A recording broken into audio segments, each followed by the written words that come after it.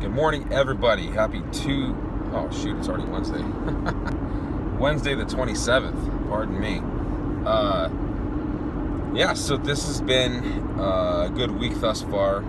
Up early on Monday, normal wake up time on Tuesday, up early this morning, and been actually really pushed the workouts today. A lot of lifting, body weights. I did 500 push-ups, a lot of curls, some squats, and some kettlebell workouts with the arms. And then, I've been keeping up consistently with 2 to 3 times a week. I run during lunch for about 2 miles each time. Now that may change, and probably will change when the weather starts getting wet, because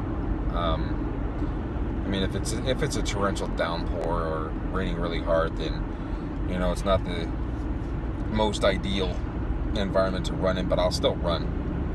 But that might be cut back a little bit, and I might start utilizing the gym over on the other side of it's a few blocks over, but it's part of the tribe, so I'll use that.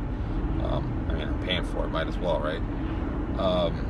I've just been using the summertime to work out outside. And funny is, noticeably I've gotten a lot darker, so kind of see a benefit to that. So almost like I was paying for a tanning booth subscription, or a monthly plan at a tanning salon for the last 4 months. And the funny thing was, growing up, I never really had, I was the kid that, I didn't really notice that I was more, I guess, muscular than other guys until I got into, I think I was a junior, or it might have even been when I was a senior. But I put on, it was a white t-shirt, regular Hanes Fruit of the Loom white t-shirt, and I put it on. It was somewhat tight, and I remember I got a reaction out of a few people, and that's really when I noticed that, I was in shape, or I had the potential to be in shape.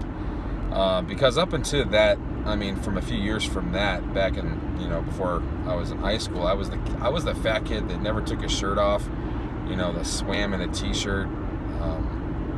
And then, even through my, I worked out really heavily, and was on some supplements like just creatine, protein powders and stuff when I was in my young 20s, and I was pretty jacked.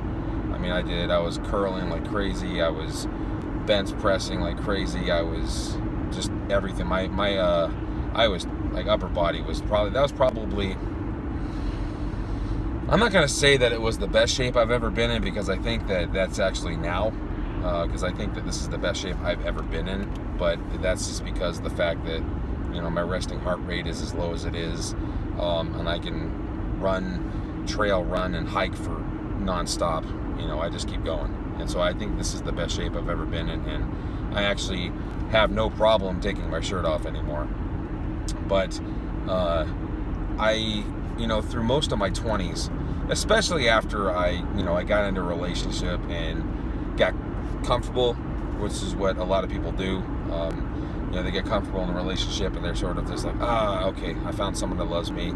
I can kind of let myself go a little bit, or they just don't put that much effort. All that effort that they're putting into, working on their health, they kind of put into other things naturally, understandably as well. And so I put on a lot of weight, and I ballooned, like I've said in my previous videos, I ballooned from, I was 190s, 180s, maybe in and around 200 by the time I, went back to school, graduated, and took my first post-collegiate job and had a surgery. I had ballooned up to 240 pounds, and that was the most uncomfortable I have ever felt. I was extremely just sort of like, I was not comfortable with myself. For those of you that battle with body issues and that just are not comfortable with yourself, that was my time. That was the phase that I was going through when I was not comfortable with myself. So that it affected my ability to, I was always really good at dealing with like the opposite sex and engaging in conversation and getting to know them and things of that nature. But when it came to, just being comfortable in my own skin, I was not. And, it wasn't until, 2011, sort of midway through the summer of 2011, when I finally I looked up at a mountain and I said, I used to hike that when I was a kid. I want to start hiking again after my surgery. And it was tough. It was difficult. It was not easy. My feet were bleeding. I fell down a few times. Just because for any of you who've ever had a major knee surgery, you have to learn how to walk again. You have to learn how to run, and you have to learn how to step, how to go up, go down, go sideways. Your whole body is adjusting and learning to that, something of that change of that magnitude. And so your body adjusts. It's like whenever you have a knee pain in one side, pretty soon your hip starts hurting and your knee and ankle start hurting on the other side because you're compensating for it. So, I had to learn everything all over again, and it was difficult. But I started, just like I said, I plugged forward with my workouts, with eating healthier, not drinking sodas anymore, just drinking more water, and just not making excuses not to work out. I just pushed forward with it and did it. And eventually I became healthy enough to where I feel today, where I feel comfortable in my skin for the most part. There's always something you can get on, work or improve, make better. But as of right now, I think that my hard work has paid off, and it continues to pay off. And I think that if I continue to keep doing what I'm doing and eat healthier, that things will become, I'll start seeing the fruits of my labor, and the fact that I'm, on the mid 30s, that a lot of guys my age who are married and have kids and all that they're not in the shape that I'm in. I feel very blessed, and sort of, I guess I feel, it's not a sense of just being cocky, but it's the fact that, I see a lot of guys who didn't take their health seriously and put their efforts into working out and getting healthy. And I did. I'm saying, I can do it, you can do it. And so, I see that I'm in a lot better shape than a lot of men my age. And sometimes even men younger than me. Some of the guys that come into our program that, I keep talking to them about healthy eating and, healthy cooking and, meal prepping and planning your meals and not eating junk food all the time and, all that. I just see that I'm in really good shape. I feel great about myself. I feel a lot better. And I like to help other people feel good about themselves as well. And so I've helped a few people with workout regimens. And so that's one of the things even I've heard on the 12 steps of recovery in a program that the 12th step is, I believe it's help other people stay sober or improve their life, and that ultimately you have kicked the habit. And for me, and I'm kind of relating this into health, that helping somebody improve their health helps you because it reinforces what you know. It helps your ability. It helps create a reputation that you're the kind of person that helps other people, that goes out of your way to help other people. And I think that being healthy has been one of the things that people, like, if you ask anybody that I know or that works with me or works around me, they ask, what does he do between 12 and 1 every single workday? And they're like, oh, he's always working out. Every time I go into work, it's like I'm moving in. I have my work bag, I have my pre-packed lunch in my little cooler bag, and I have a gym bag. So I have 3 bags that I bring into work every single day.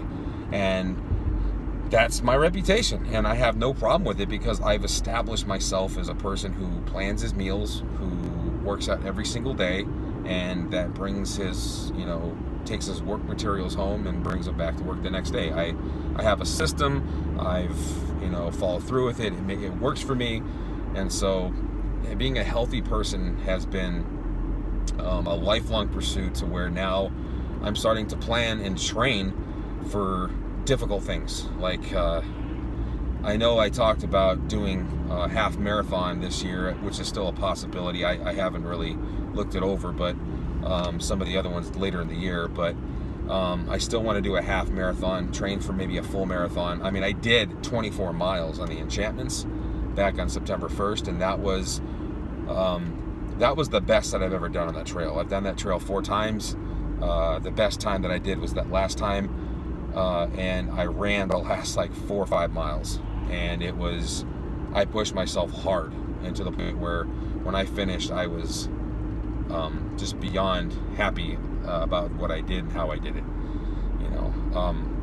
And so I still have aspirations for that, and also climbing mountains. You know, I'm not talking about necessarily Everest, but I like reading about that. But just reading about people who have overcome obstacles and managed to climb mountains and become, you know, using like climbing a mountain as an example or a metaphor for life and overcoming obstacles and problems. And so I have goals and ideas and bucket list items that I see myself climbing, like Mount Adams, Mount Baker, you know, Mount Whitney, Mount Shasta, Mount Rainier. So I have things that I train for, and if I slack on it, then, you know, if you still do those things or plan to do those things, you could put your life and other people's lives in jeopardy. And so training becomes an extremely important aspect of that, and so I can't slack on it, and so I have to train. And so that's what I'm doing every single day. And I also want to be there when my daughter gets older. And so, being the fact that I'm an older father, a lot of people have kids in their 20s. I had kids in my 30s, and so I wanted to be there for her when she gets older. And so I have to train to keep myself healthy and in great shape for when she's physically active in high school sports and maybe college sports as well. So I have to stay healthy, and so I have something to train for. So I always have something to push me and train every single day. So anyway, you guys have a great Wednesday, and I will definitely see you in the morning. And this person behind me is tailgating me, and she has her kid in the car. Lovely.